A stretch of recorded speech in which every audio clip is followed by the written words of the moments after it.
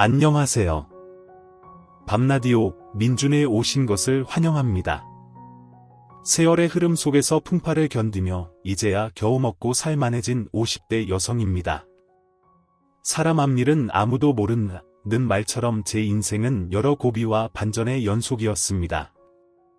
그중 가장 재미있고 열받고 통쾌하며 시원한 이야기를 풀어보려고 합니다. 재미있게 적어볼 테니 마음을 비우고 들어주셨으면 좋겠습니다. 그럼 글을 시작해보겠습니다. 저는 유복한 가정에서 곱게 자랐어요. 부모님은 중형마트를 운영하셔서 유년 시절에 힘든 것 없이 편하게 자랐습니다. 특별히 잘하는 재능은 없었지만 공부는 상위권이어서 큰 꿈을 가졌습니다. 반에서는 항상 1등이었고 전교에서는 5등 안에 들 정도였습니다. 부모님은 기독교 신자로 매주 교회에 가고 봉사활동도 열심히 하셨습니다. 어릴 적부터 그 모습을 보고 자란 저는 교회를 빠지면 큰일 나는 줄 알고 매주 참석했고 봉사활동도 습관적으로 했습니다. 휴일에는 쉬기보다 남을 돕는 게 더 좋았답니다. 사실 봉사활동이라고 하지만 보육원에 가면 1년치 웃음을 하루 동안 다 웃고 돌아오곤 했어요. 그 외에도 취약계층과 독거노인 집에 가서 청소와 빨래를 도왔습니다. 손길이 필요한 곳이라면 어디든 찾아갔죠. 그러던 중 한국에서 제일 좋은 대학에 입학하게 됐어요. 제 실력은 그 정도가 아니었는데 하나님이 절 예쁘게 봐주셨는지 큰 복을 주셨습니다. 그래서 대학 생활을 하면서도 교회와 봉사활동을 계속 이어갔습니다. 많은 곳을 다녔지만 규모가 작은 보육원 한 곳에 특히 정이 많이 갔어요. 안타깝게 사는 사람들이 많았지만 그 보육원의 아이들은 사랑을 제대로 받지 못해 마음이 아팠습니다.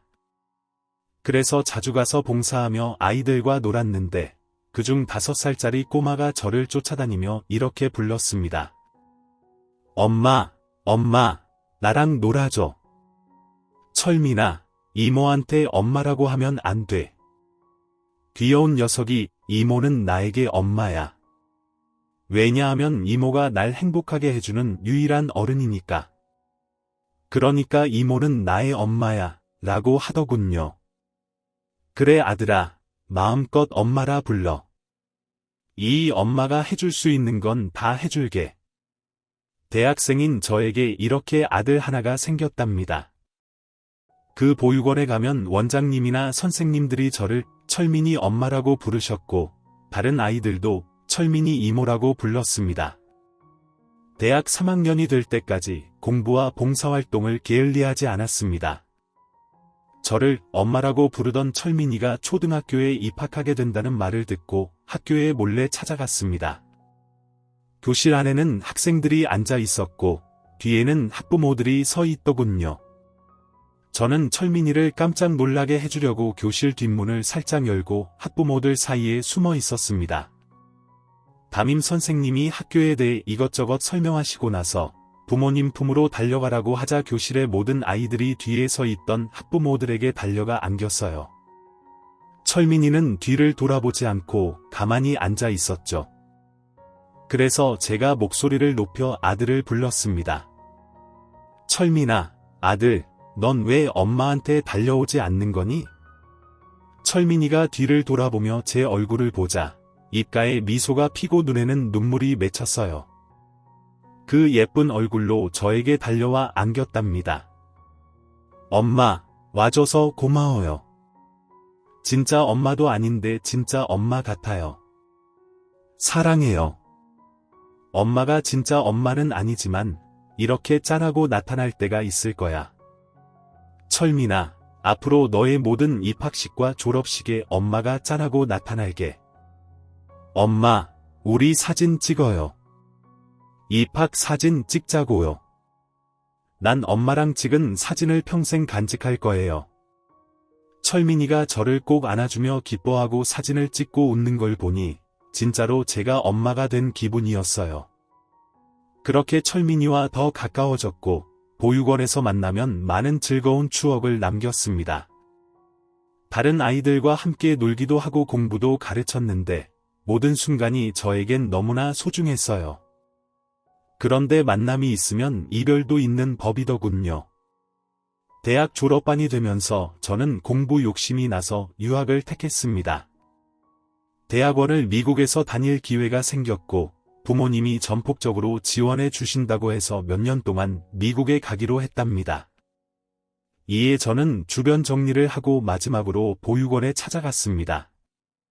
아이들과 철민이와 신나게 놀고 나서 헤어질 시간에 유학 가게 된 이야기를 꺼냈습니다. 여러 아이들에게 설명하고 철민이 앞에 쪼그려 앉아 눈높이를 맞추며 이야기를 꺼냈습니다. 철민아, 엄마가 미국에 좀 다녀와야 할 것 같아. 미국이요? 왜요? 내가 미워서 떠나려는 거예요? 아니, 내가 널 왜 미워해? 철민이처럼 착하고 사랑스러운 아이를 내가 왜 미워하겠어? 엄마가 공부할 게 남아서 미국에서 몇 년 있어야 할 것 같아. 그러니까 몇 년만 기다려줘. 엄마가 다녀올 때까지 건강하게 운동 열심히 하고 밥 잘 먹고 공부 열심히 하고 있어야 해. 나도 따라가면 안 돼요?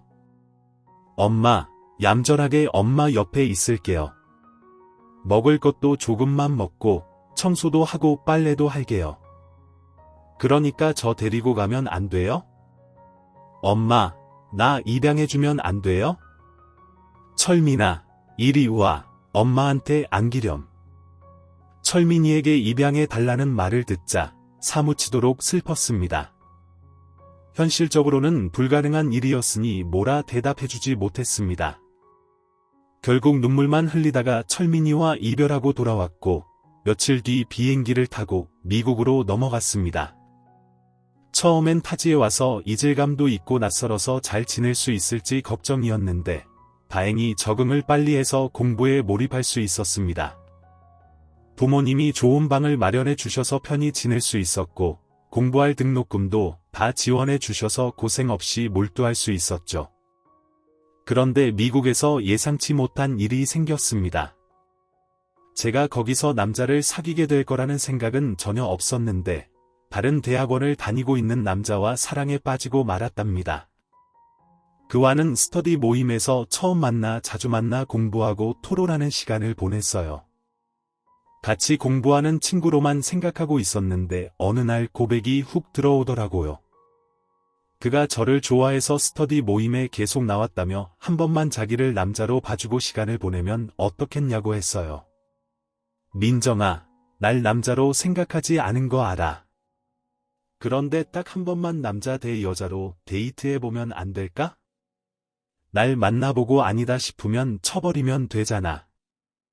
내 소원이 너랑 하루 데이트하는 거니까 한 번만 들어주라.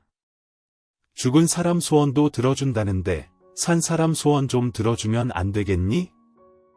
무슨 고백을 그렇게 살벌하게 해, 승현 오빠. 내가 뭐라고 이렇게까지 좋아하는 거야?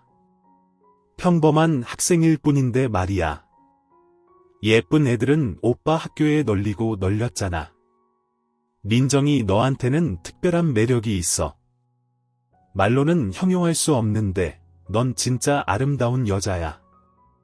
그는 눈에 제대로 콩깍지가 씌었는지 저를 여신으로 보고 있더라고요. 저를 좋아해주는 것만으로도 고마운 일이었는데 이렇게 높이 띄워주니 데이트하지 않을 이유가 없었습니다. 그래서 그와 처음으로 데이트를 하게 되었는데 특별한 건 없었어요. 그냥 밥 먹고 차 마시고 길을 걸으며 대화를 나눈 게 전부였죠. 그리고 숙소로 돌아왔는데 이상하게 제 심장이 벌렁거리면서 뛰더라고요. 저 역시 승현 오빠에게 빠져있던 겁니다. 그래서 다음에 만났을 때 사귀자는 고백을 받고 바로 좋다고 받아들였습니다. 저희 두 사람은 공부도 함께하고 연애도 하면서 미국에서 바쁘게 지냈어요. 그리고 몇 년 뒤 석사 학위를 받게 되자 미국 기업에서 일할 기회가 생겼습니다. 저뿐만 아니라 승현 오빠도 마찬가지였죠. 그래서 한국에 돌아갈 시기를 몇 년 더 늦췄어요. 회사 생활을 3년 정도 했더니 저와 남자친구가 30대가 넘었고 결혼을 계획하게 되었습니다. 저는 미국에서 계속 사는 것도 괜찮아서 남자친구에게 미국에 남으면 어떻겠냐고 물었어요. 오빠, 우리 미국에서 쭉 지내는 거 어때? 결혼해서 여기서 계속 살아도 좋을 것 같은데 오빠나 나나 회사도 잘 다니고 있으니 걱정할 게 없잖아. 민정아, 내가 말하지 않은 게 있어. 실은 말이야, 우리 집안이 형편이 안 좋아. 엄마 생활비랑 동생 대학 등록금을 내가 책임지고 있어. 물론 자기한테 짐이 되진 않을 거야. 내가 하고 싶은 말은 한국에서 스카우트 제의가 들어왔어. 미국에서 받는 연봉의 1.5배는 더 준다더라. 민정이 너는 능력 있는 사람이니까 한국에서도 충분히 지금처럼 커리어 우먼으로 살 수 있지 않을까? 이런 말에서 미안해. 남자친구의 집안이 조금 가난했고 그가 가장 역할을 하고 있는 것 같았습니다. 돈 때문에 마음이 움직이는 건 지극히 정상이어서 전혀 기분 나쁘지도 않았고 한국에서 사는 게 낫겠다는 판단이 들어 돌아가기로 했답니다.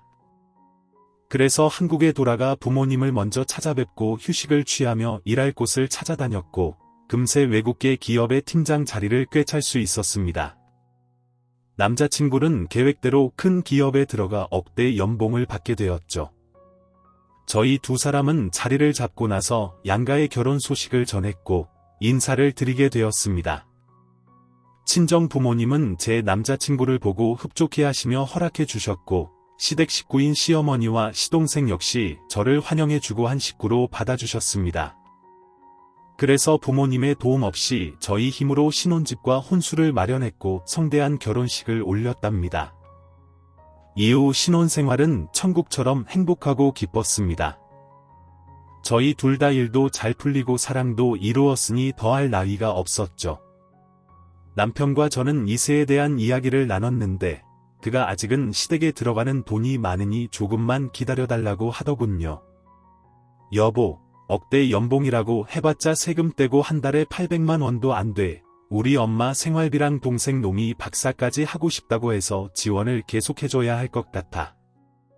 그럼 이렇게 하자. 내가 시댁에 들어가는 돈의 절반을 줄 테니까 당신이 마음의 짐을 조금 내려놓는 거야. 그럼 이세를 더 빨리 가질 수 있겠지. 여보, 당신한테 손 벌리고 싶지 않았는데 고마워. 양심 없지만 당신 도움받을게. 그럼 우리 아기는 내년쯤 가지자. 신혼 1년만 즐기고 말이야.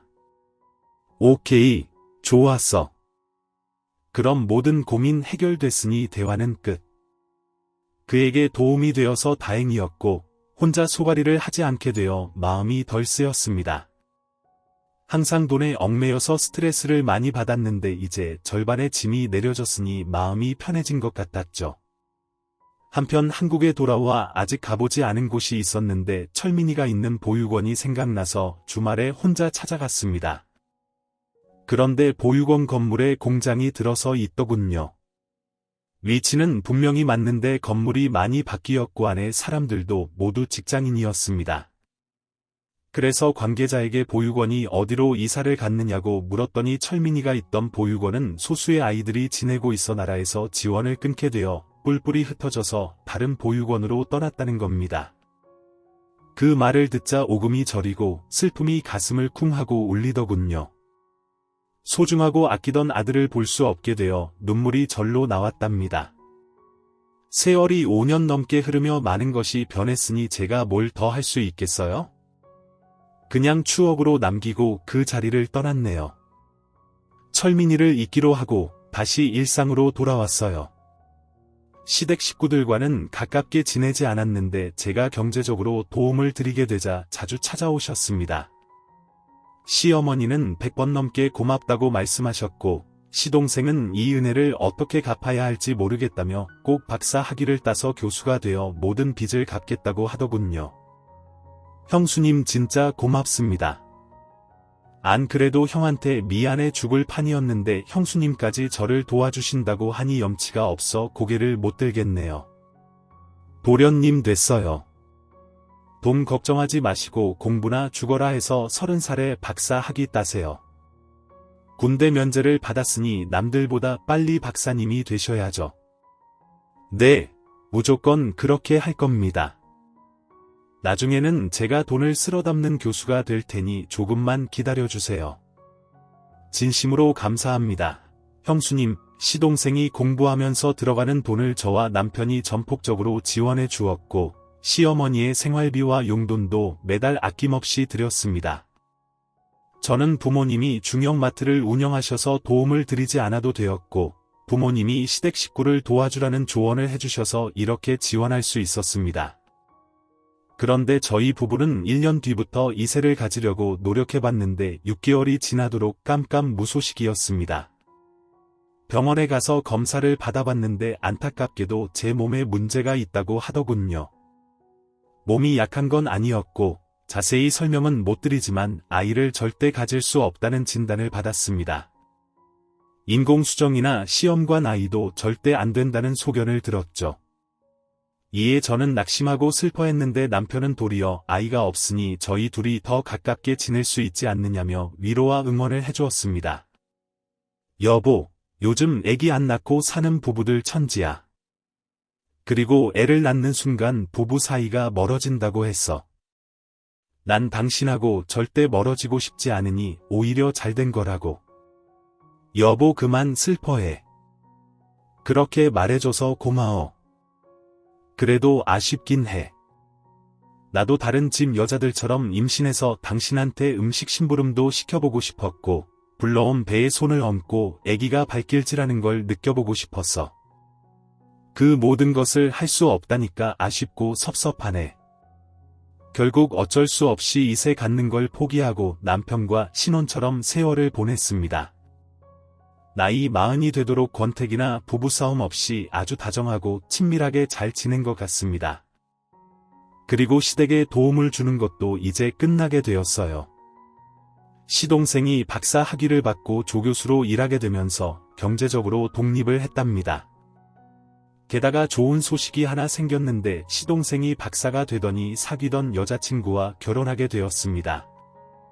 동서는 고등학교만 졸업하고 공장에서 일하던 직원이었는데 시동생과 고등학교 때부터 오랫동안 사귀어 온 사이라 저도 알고는 있었어요. 두 사람이 학력 차이가 좀 나긴 하지만 그래도 잘 어울리는 한 쌍이어서 축하해 주었습니다. 그런데 동서는 저에게 아부를 많이 하는 아첨꾼이었어요. 매번 저만 보면 모에 홀린 것처럼 다가와 제 칭찬을 1시간 넘게 하곤 했답니다. 형님 오늘은 지난주보다 더 예쁘시네요. 어머머 이들 명품이죠. 가방도 역시 있는 집 자녀의 외국계 기업에 다니시는 능력자라 모든 게 잘 어울려요. 형님은 진짜 여신이에요.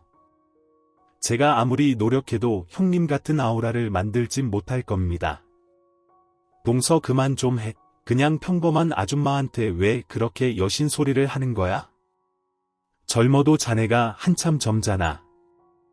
괜히 놀리는 소리 말고 밥이나 먹어 아닌데 저는 진심으로 드리는 말씀이에요. 형님 제 사랑을 막지 마세요. 나 김서연은 형님의 껌딱지.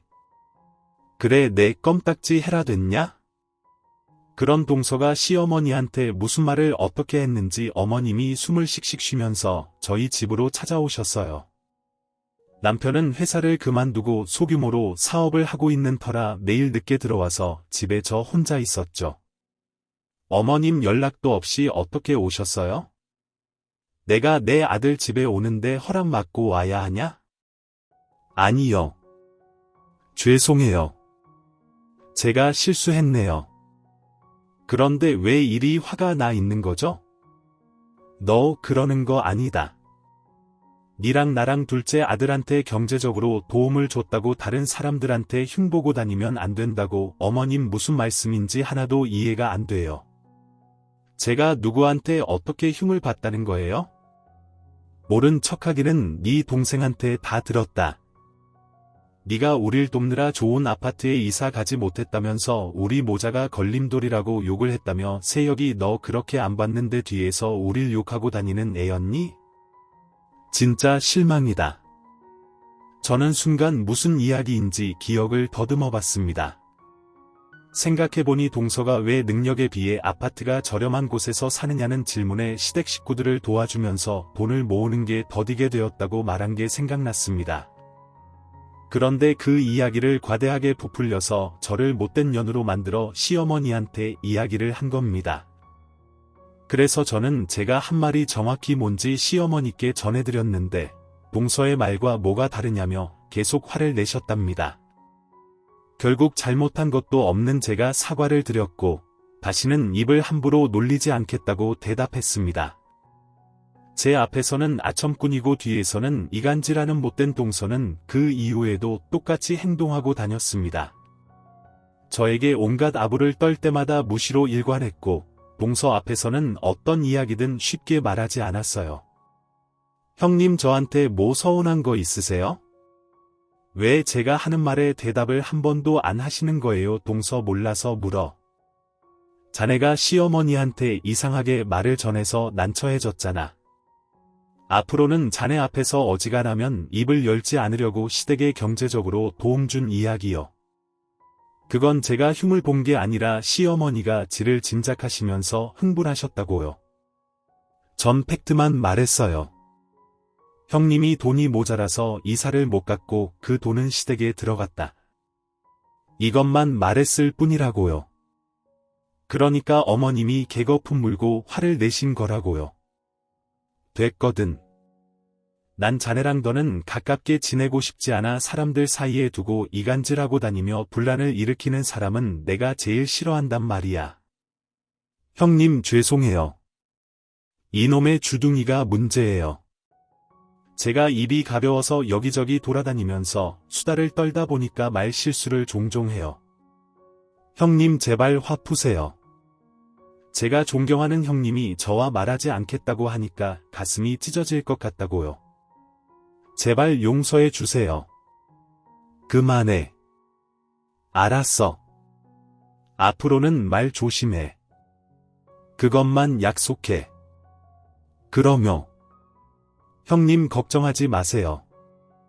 앞으로 제 입에 지퍼라도 달아놓고 지내겠습니다. 동서가 다시는 이간질하지 않겠다고 약속해서 하는 수 없이 이해하고 넘어갔습니다. 남편도 동서 때문에 시동생과 갈등을 겪은 일이 한두 번이 아니라며 그냥 무시하고 넘어가는 게 상책이라고 말하더라고요. 다만 시어머니에 대한 이야기만 조심하라고 조언하기도 했고요. 그렇게 가끔은 시끄럽게 평소에는 평온하게 잘 지내며 제 나이가 50이 되었습니다. 남편과 저는 꽤나 살만하고 시동생 부부도 자리 잡고 아주 잘 지냈습니다. 동서는 시동생의 댁으로 한 건물의 관리자로 일하게 되었는데 월급이 한 달에 500만 원이나 받는다고 하더군요. 뭐 어쨌든 모두가 잘 지내고 있는 것 같아서 다행이었죠. 만사가 형통한 인생을 살고 있었는데 어느 날 끔찍한 말을 듣게 되었어요. 동서가 낳은 조카 애가 장난감을 가지고 놀다가 저에게 와서 이런 말을 하더라고요. 풀일랭펌이다. 큰엄마는 불량품 아기를 못 낳는 불량품. 내 장난감이 불량품인데 둘이 똑같네요. 뭐 세찬아 너 지금 큰엄마한테 뭐라 그랬니? 애기 못 낳는 불량품 그런 말 누구한테 배웠니? 우리 엄마요. 엄마는 품질이 좋아서 아들을 낳았는데 큰엄마는 불량으로 태어난 못 쓰는 여자라고 했어요. 불량품 큰엄마 나랑 장난감 가지고 놀아요. 저는 조카의 말을 듣고 흥분해서 동서를 방으로 불렀습니다. 동서 세찬이한테 뭐라고 했니? 뭐 불량품 애 못 낳는 불량품이라고 말한 거야. 우리 아들이 무슨 말이든 기가 막히게 잘 듣고 외운다니까. 네 형님 제가 그렇게 말했어요. 왜요? 저는 그 소리를 듣자마자 동서의 뺨을 3개 날렸습니다. 그러자 동서가 똑같이 제 뺨을 날리더군요. 인연이 형님 해주니까 내가 졸로 보이나. 야 내가 틀린 말했니? 너 불량품 맞잖아. 인공수정으로도 애새끼 하나 못 낳는 불량품 너 가만 안 둬. 진짜 불량품인 니년 머리통을 내가 날려버리겠어. 시댁의 작은 방에서 동서와 개싸움을 하고 있자 남편과 시동생이 들어와서 뜯어 말렸습니다. 남편은 제 몸을 살피더니 무사한지 확인했고, 시동생은 저와 남편을 째려보며 욕설을 내뱉더군요. 아, 나 씨 작았네. 형수 교육 좀 똑바로 해. 가만히 있는 사람 불러다가 뺨 따고 날리는 무식한 짓을 왜 하는 거야? 야, 이 자식아, 재수씨가 먼저 조롱하는 소리를 했잖아. 너도 들었잖아. 세찬이가 내 아내한테 애 못 낳는 불량품이라고 말하는 거 못 들었어? 아니 씨, 그게 뭐 틀린 말도 아니잖아. 나이 50 처먹고 애새끼 하나 없으니까 불량품에 속하는 거 아니야. 이 자식 많이 컸네. 형이랑 내 형수가 학비 대줄 때는 설설 기더니 뭐고 내 바보로 보이냐? 그런 거야. 아씨 더럽게 틱틱거리네. 또 그 소리야. 돈 얼만데 내가 줄게. 그 돈 더러워서 줄 테니까. 아가리 좀 다물어. 이 배은망덕한 개자식, 너 오늘 내 손에 뒤졌어. 그래 덤벼봐. 한번 해보자고. 이 등신 같은 새끼 남편과 시동생이 멱살 잡고 주먹질을 시작하자 저와 동서 역시 다시 머리채를 잡고 싸대기를 주고받으며 난리를 쳤습니다. 잠시 후 시어머니가 문을 열고 소리치면서 싸움이 멈췄는데 동서와 시동생 편을 들더라고요. 정말 어이가 없었습니다. 이것들이 감히 교수님과 사모님을 건드려. 야, 너희들이 아무리 잘 놔봤자 쪼매난 사업하는 놈이랑 회사 댕기는 일개미년이잖아. 내 귀한 교수 아들 얼굴에 저렇게 스크래치 내면 어떡해. 그리고 둘째 며느리는 빌딩 관리자야. 건물의 얼굴이라고. 그런데 니들이 두 사람 앞길을 망치려고 들어 당장 사과해. 어머님 여기서 어떻게 서방님이랑 동서 편을 드세요? 시작은 동서였어요. 항상 언제나 늘상 말이에요. 이간질하고 남욕하는데 1인자인 동서가 이 싸움을 만든 장본인이라고요. 그러자 시어머니가 제 따귀를 날리며 닥치라고 하더군요. 교수 어머님이 되시더니 정말 많이 변하셨답니다. 결국 저와 남편은 시댁 식구들에게 아무 말도 하지 않고 그 집에서 나와버렸습니다. 사과는커녕 이번 기회에 연락 끊고 지내기로 남편과 입을 맞췄습니다. 동서의 그 미친 주둥아리와 신모자의 갑질이 소스라치게 짜증나고 꼴보기 싫어 안 보고 사는 게 나을 것 같았으니까요. 저희 부부는 몇 달 동안 시댁과 연락을 끊고 각자의 회사에서 열심히 일하며 살아갔습니다. 그런데 친정에서 큰 문제가 생겼어요. 중형마트를 운영하시는 부모님이 하시던 일을 접으시고 시골에 땅을 사서 집을 지으려고 하셨는데 중개인이 사기를 쳤더라고요. 수십억의 돈을 허공에 날리셨답니다. 저와 남편은 어느 정도 피해가 있는지 확인해봤는데 보유한 재산을 모두 사기 맞은 것도 모자라 대출까지 받아서 하루아침에 빚쟁이가 되셨더라고요. 믿을 만한 사람인 줄 알았다며 계약을 했더니 모두 가짜였고 사기꾼들이었죠. 빚이 10억이나 생겨서 매우 큰일이었습니다.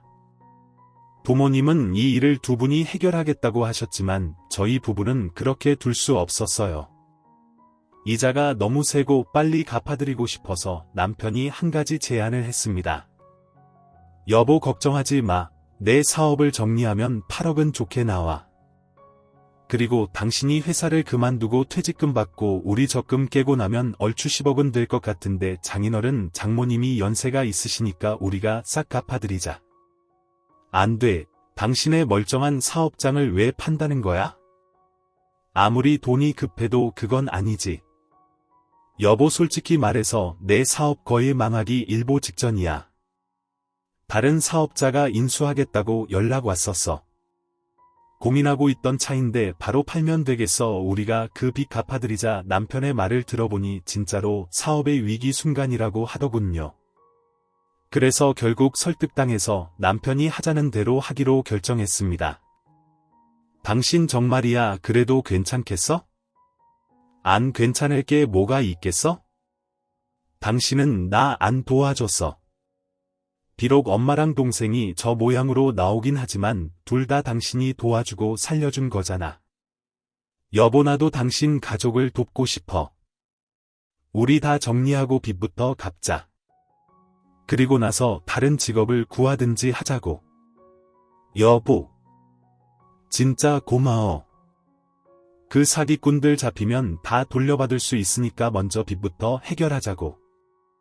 그리하여 저와 남편은 집을 팔고 사업을 정리하고 회사를 퇴직해서 돈을 끌어모아 친정 부모님의 빚을 모두 갚아드렸습니다. 다행히 부모님의 집은 무사했어요. 두 분이 오갈 곳 없는 일이 없어서 천만다행이었죠. 그런데 문제는 저희 부부였습니다. 빈털터리가 되어 바닥부터 시작해야 했죠.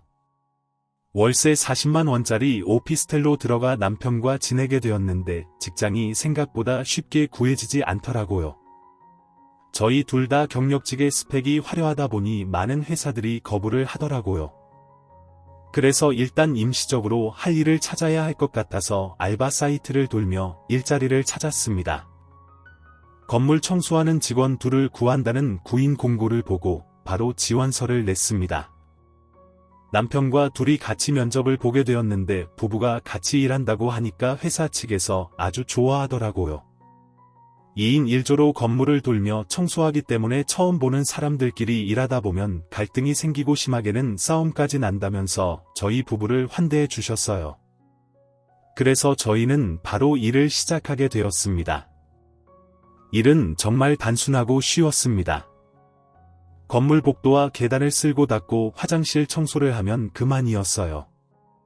가끔 지저분한 화장실이 걸려서 코를 막고 일해야 하긴 했지만 저희 부부는 즐겁게 웃으면서 일할 수 있었습니다. 여보 미안해. 나 때문에 이런 고생을 다 하네. 에이 고생은 무슨 오히려 회사 다닐 때보다 지금이 더 좋다. 당신이랑 계속 붙어 있으니까 너무 좋다고. 여보 우리 돈 벌면 청소 업체를 차릴까? 그래서 우리 둘이 같이 일하는 거야. 으이구 이 남자야 착해 빠져가지고 당신은 화도 안 나. 회사에서 부장님 소리 듣다가 청소 아저씨 소리 들어서 기분 나쁘지 않냐고. 아이 진짜 당신은 왜 자꾸 김 빠지는 소리를 해? 난 지금 어느 때보다 행복하단 말이야. 그러니까 찬물 뿌리는 말 그만하고 빨리 마무리하고 다음 건물로 가자. 저희는 그렇게 청소 도구를 실은 트럭을 타고 많은 건물을 돌며 청소했습니다. 그러던 어느 날 시동생 부부가 저희 오피스텔을 어떻게 알았는지 찾아왔어요. 두 사람은 놀란 표정과 비웃는 표정이 섞인 채로 저희를 바라보더군요. 두 사람은 저희가 호적 등본을 뗄 일이 있어서 동사무소에 갔는데 저희 부부의 주소가 이전된 걸 보고 확인하러 왔답니다. 동서는 제대로 망한 저를 보고 깔깔거리며 웃더군요. 아이고 꼴 좋네요. 형님 월세 40만 원짜리 방이라고 하는 일은 청소부 그 콧대 놓고 잘난 척하던 형님이 어쩌다 이런 거지 발사계가 되셨어요. 아우 속 시원해라. 비웃고 놀려주려고 왔니?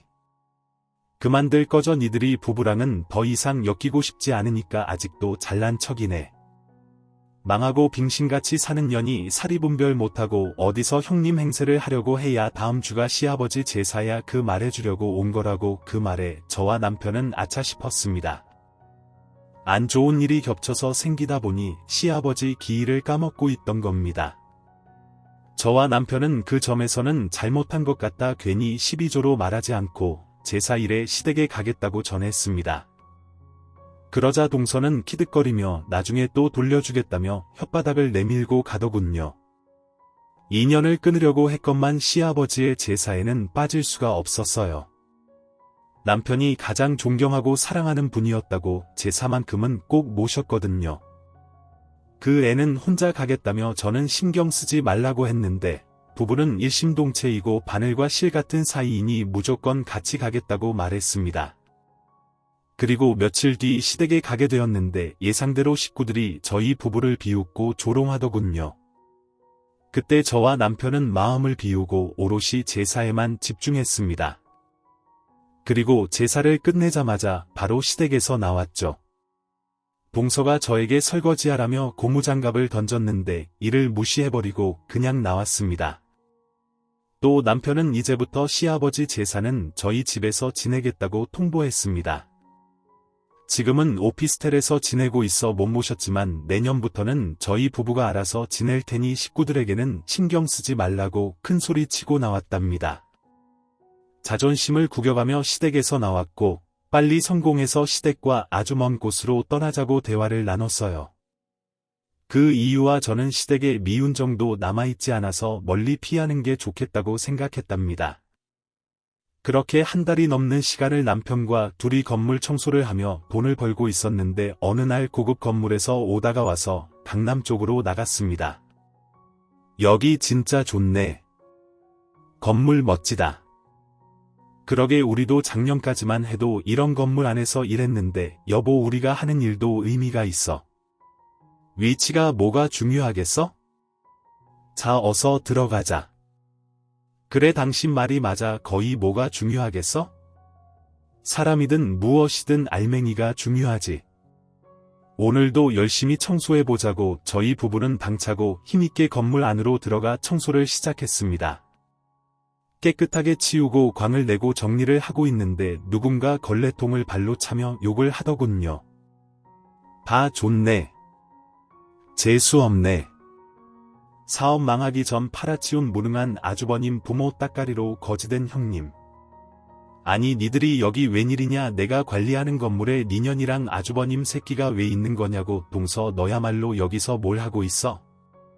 서방님이 취직시켜줬다는 건물이 여기야. 야 우린 건물주한테 오더 받아서 청소하러 온 거야.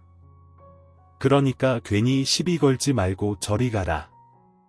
웃기는 년놈들이네. 야 청소하러 왔으면 깨끗이 해야지. 동서 눈에 안 보여 바닥에 광나고 있는 거 안 보이냐고. 그러자 동서는 걸레통을 다시 발로 차서 엎질러 버렸고 저희가 모아둔 쓰레기 봉투를 찢고 계단에 뿌렸답니다. 진짜 미친 짓을 하고 있더군요. 이게 뭐하는 짓이야? 자 이젠 더러워졌네. 다시 치워. 내가 지켜보고 있을 테니까 깨끗하게 티끌 하나 없이 닦으라고. 너 고작 건물 관리하는 직원이면서 이렇게 갑질해도 되는 거야? 응 돼. 내가 니들 부부보다 훨씬 우월하고 잘났으니까. 야 이거 재밌네. 옛날에는 내가 니년 똥꼬를 닦아주듯이 아부를 했었는데 이젠 똥 닦은 휴지를 니년한테 뿌리게 되니까 신기하고 재미있다. 그럼 서둘러서 치워. 남편은 광부에서 동서에게 달려들었어요. 개같은 여보 하지마. 여기서 분란 일으키면 우리만 손해야. 컴플레인 들어오면 안 된다고 당신도 잘 알잖아. 참고 넘어가자. 이년은 똥 묻은 휴지보다 못한 년이니까 우리가 무시하자고. 똥이 무서워서 피하는 게 아니라 더러워서 피하는 거니까. 그 말에 동서는 미친 듯이 날뛰다가 제 따귀를 날리더군요. 머리채까지 잡고 흔들었답니다. 남편이 말리려고 하자 그의 얼굴에 침을 뱉더니 구둣발로 급소를 걷어찼고요. 저희 두 사람이 맥없이 당하고 있는데 계단에서 누군가 내려오며 저를 부르더군요. 엄마 민정이 엄마 맞죠? 누구시죠? 누군지 모르겠지만 지금 대답할 상황이 아니네요. 엄마 저예요. 저 철민이에요. 우리 보육원에서 엄마 뒤를 졸졸 따라다니던 꼬맹이 철민이란 말이에요. 뭐 니가 그게 꼬마라고 내 아들 철민이란 말이야. 저는 아직 머리채를 잡혀 있어서 철민이의 얼굴을 제대로 보지 못했습니다. 이윽고 철민이가 동서에게 그만하라고 경고했는데 말을 듣지 않고 제 머리채를 계속 잡고 있더군요. 이봐요. 아줌마 우리 엄마 건들지 말아요. 당장 이 손 놓으세요. 뭐 우리 엄마 이봐 총각 이년은 내 새끼 못 낳는 불량품이야. 그런데 무슨 아들이 있다고 지랄이니 그냥 조용히 꺼져라. 나 이 건물주 100으로 일하는 여자라고. 그러자 아들 철민이가 동서의 머리채를 잡아채더니 저에게서 떨어뜨렸습니다. 그리고 동서 뺨을 갈기더니 동서에게 말하더군요. 건물주 빽이라고. 이봐 아줌마 이 건물 내가 지난달에 인수했어. 그 소식을 아직도 모르는 거야. 하긴 내가 건물 관리 직원들을 정리하지 않았으니 모를 수도 있겠다. 이봐 아줌마 당신 해고야. 그리고 지금 난동 피움 피해 보상하고 업무 방해했으니 경찰에 신고해서 입건하겠어. 신고 당하기 싫으면 여기 흩뿌려진 똥 묻은 휴지는 당신이 치워보라고. 당신이 새로운 건물주라고 그럴 리가 없어. 내가 들은 게 없다고 그래. 그럼 건축물 대장이라도 보여줄까? 그럼 시키는 대로 할래? 젊은이가 동서의 이마를 손가락으로 밀면서 말하는 사이에 건물 보안 요원들이 우르르 몰려오더니 아들에게 90도로 허리를 굽히더군요. 대표님 호출하셨습니까? 네, 여기서 난동이 있었어요. 이 아줌마 아세요? 자기 말로는 여기서 높은 사람이라는데 아닙니다. 그냥 건물 관리자로 자리만 차지하고 하는 일은 거의 없습니다. 그럴 줄 알았어요. 이봐 아줌마 이제 증명이 됐지.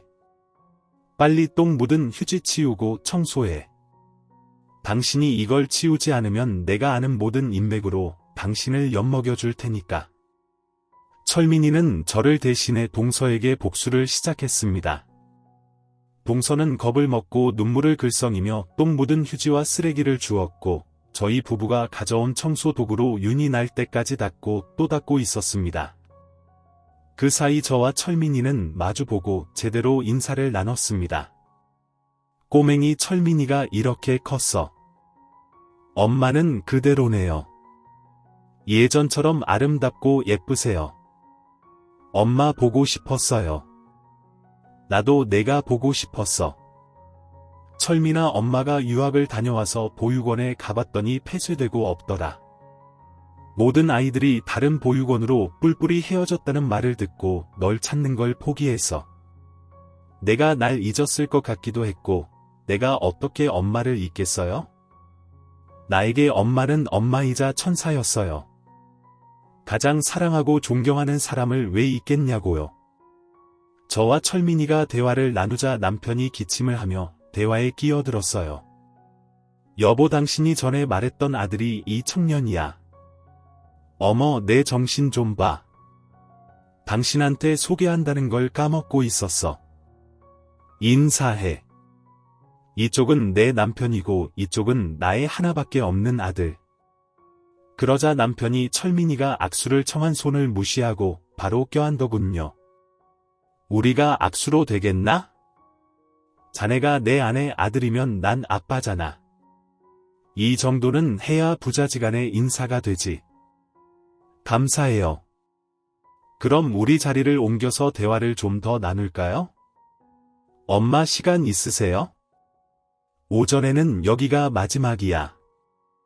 다음 장소는 3시에 일하기로 했어. 저와 남편은 대화를 좀 더 나누기로 하고 먼저 동서의 비굴한 모습을 잠시 감상했습니다.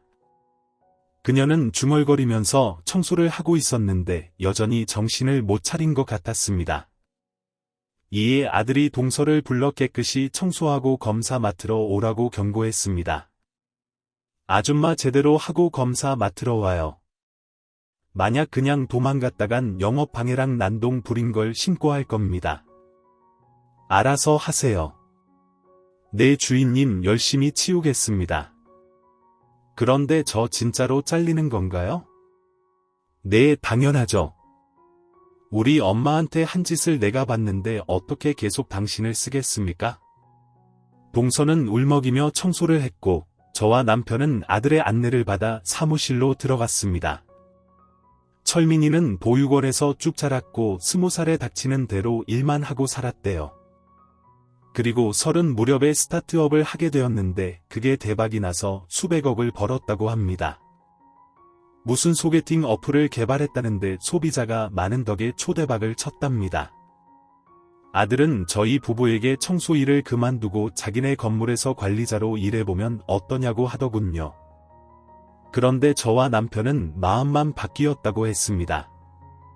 철민아 우린 지금도 아주 행복해. 일도 재미있고 내내 붙어 있어서 좋다고. 네, 제안은 너무 고맙지만 그 자리는 우리가 앉을 자리는 아닌 것 같다. 괜히 다른 사람의 자리를 빼앗고 싶지는 않아. 그러니까 우리는 자주 보는 가족이 되어보자. 아쉽네요. 엄마랑 어떻게든 붙어 있고 싶어서 제안했는데 그래요. 그럼 저희 건물 매주 청소해 주세요. 그리고 두 분이 청소 업체를 차리시면 제가 다리를 많이 놔드릴게요. 그 정도는 괜찮죠? 그럼 그런 거라면 대환영이지. 철민아, 이렇게 잘 커줘서 고맙다. 내가 해준 건 없지만 참 자랑스러워. 엄마를 만나지 못했더라면 제가 이렇게 되진 못했을 거예요. 난 결핍 같은 게 사라져서 못한 거 하나 없이 잘 자랐다고요. 그게 다 엄마의 덕분인 건 확실합니다. 고맙다. 그럼 우리 자주 만나자. 아들아. 내 엄마 이젠 떠나지 마세요. 그렇게 저에겐 아들이 다시 생겼습니다. 아무래도 하늘이 저에게 자식을 철민이만 주시려는 것처럼 느껴지기도 했답니다. 저희 부부는 매주 아들의 건물을 청소하러 가서 만나고 시간을 보냈어요. 그리고 이듬해 저와 남편이 힘들게 모은 돈으로 청소업체를 창업하게 되었습니다. 영업은 따로 할 필요가 없었어요. 아들 녀석이 수십 군데 건물을 소개해주는 바람에 일감이 너무 많아서 직원까지 뽑아야 했답니다. 아무튼 아들을 만나고 제 인생은 배로 행복하고 기뻤어요. 그리고 시댁과 계속 인연을 끊고 지냈는데 동서는 그때 아들에게 된통당한 이후로 백수로 살았고 교수인 시동생은 대학생과 불륜을 저질렀답니다. 그것도 여러 명과 말이죠. 그래서 학교에서 잘리는 건 물론이고 교수협회에서 영구 제명까지 당했다네요. 그런데 더 웃긴 건 동서가 일을 봐주고 계속 같이 산답니다. 시동생이 학원 강사로 푼 돈을 버는데 그걸로 생활하고 있더랍니다. 진짜 웃기는 부부 아닌가요? 그리고 시어머니는 매일 교수 아들 노래를 불렀는데 이렇게 사달이 나니까 시동생 부부를 멀리하고 저희한테 오시려고 하셨어요. 다시 잘 지내보자고 어쩌고 하시는데 남편이 그냥 조용히 떠나시라고 짜증을 내며 돌려보내려고 했어요. 그런데 용건이 있는 시어머니는 간절하게 저희를 불렀습니다. 아들 며느라 오랜만이다. 그동안 잘 지냈니? 엄마가 여긴 어쩐 일로 와? 엄마 교수 아들 잘렸다면서요? 대학생이란 바람을 피워서 제명당했다고 했나? 그래서 쪽팔린 교수 아들 버리고 저한테 오셨어요. 예, 큰아들 걔한테 실망한 건 맞지만 내가 너희를 보러 온 걸 순수하게 보고 싶어서 온 거야. 얘들아, 우리 전처럼 다복하게 지내면 안 되겠니? 둘째 애 빼고 말이야. 엄마 도대체 어떤 분이세요? 왜 이렇게 자식을 편파하세요? 망한 아들도 자식이잖아요. 교수 아들이랑 계속 잘 지내세요. 저는 엄마랑 잘 지내고 싶은 마음 없습니다. 그만 돌아가세요. 아들아, 미안하다. 세아가 내가 잘못했어. 어리석은 이 노인네를 용서해다오. 세아가 너 양아들 있다며 큰 건물의 주인이라고 하던데 혹시 나도 그 애의 할머니가 되면 안 되겠니? 저는 상상도 못한 말을 들어서 어이가 없어 복수하고 말았습니다. 어머님, 결국 그거였어요. 제가 아들이라고 부르는 아이가 부자여서 들러붙으러 오신 거냐고요. 진짜 어머님다우십니다. 진짜 최고예요. 그러자 시어머니는 인상을 찌푸리며 저를 노려보더군요. 좋은 게 있으면 나누는 게 가족 아니냐? 너한테 자식이면 나한테 손자잖아. 손자한테 효도 좀 받으면 벗나냐? 엄마 말 같지 않은 소리 말고 그냥 가세요. 엄마 때문에 내가 얼굴을 못 들겠어요. 아내한테 부끄러워 죽을 것 같다고요. 시어머니는 동서와는 달리 눈치가 있었는지 제가 비웃으며 조롱했더니 더는 손자 타령을 하지 않더군요.